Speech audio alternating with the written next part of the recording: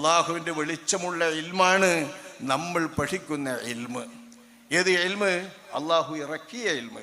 ഫിഖ്ഹിൻ്റെ കിതാബിൽ കാണുന്ന ഇൽമ്, തസൗഫിൻ്റെ കിതാബിൽ കാണുന്ന ഇൽമ്, തഫ്സീർ ഓതുമ്പോൾ കാണുന്ന ഇൽമ്, ഹദീസ് ഓതുമ്പോൾ കാണുന്ന ഇൽമ്, അതിന് സഹായകമാകുന്ന തരത്തിൽ അതിനു വേണ്ടി മാത്രമായി രചിക്കപ്പെട്ട ഇൽമുൻ നഹ്വും ഇൽമുൽ ബലാഗയും അടക്കമുള്ള ഇൽമൊക്കെ ഓതുമ്പോൾ ആ ഇൽമിൻ്റെ അകത്ത് കുടിക്കൊള്ളുന്ന ഇൽമ് അതാണ്. പക്ഷേ ടൈം ടേബിൾ വെച്ചുകൊണ്ട് സ്കൂളിലെ വിദ്യാഭ്യാസവും അതേപോലെ തന്നെ ഈ ദർസും രണ്ടും കൂടി തരുമ്പോൾ ഇത് തമ്മിലൊരു മാറ്റം നമ്മുടെ വിദ്യാർത്ഥികൾക്ക് പെട്ടെന്ന് തോന്നുന്നുണ്ടോ?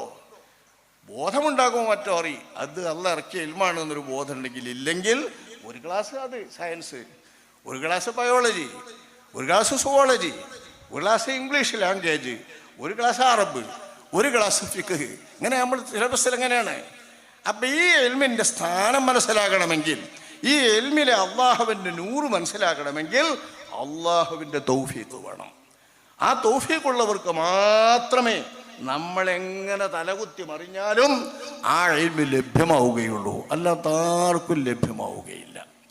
ലഭ്യമായവരൊക്കെ നന്നാകണമെന്നില്ല. ലഭ്യമായവരിൽ തന്നെ ഭാഗ്യദോഷികൾ, നിർദോഷികളായ ശഖീയകളായ ആളുകളുണ്ടാകാം. അല്ലാഹു നമ്മെ കാത്ത് രക്ഷിക്കുമാറാവട്ടെ.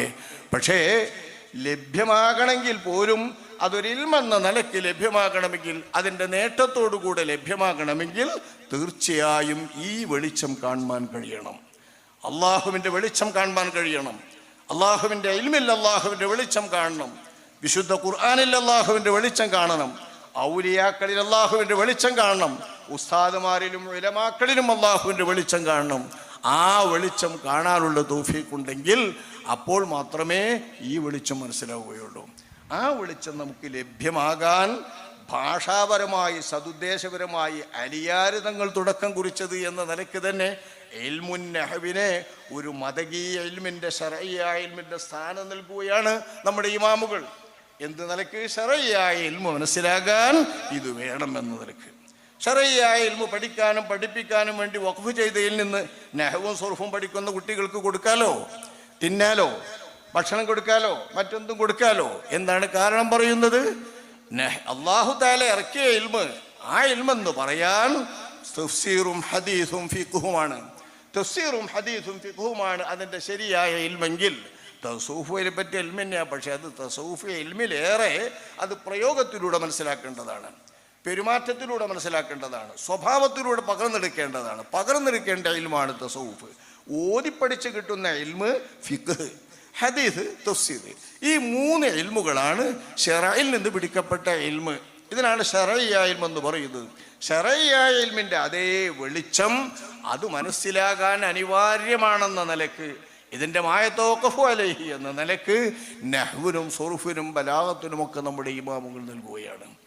അതാ നിലക്കാണ് അതിൻ്റെ വഖഫിൽ നിന്നൊക്കെ തിന്നാനും ആ വഖഫൊക്കെ ഉപയോഗിക്കാനും പറ്റുന്ന തരത്തിൽ നമ്മളായത്. ഇപ്പോൾ ഈ ഇൽമാണ് വാസ്തവത്തിൽ അള്ളാഹുവിൻ്റെ വെളിച്ചമുള്ള ഇൽമ്.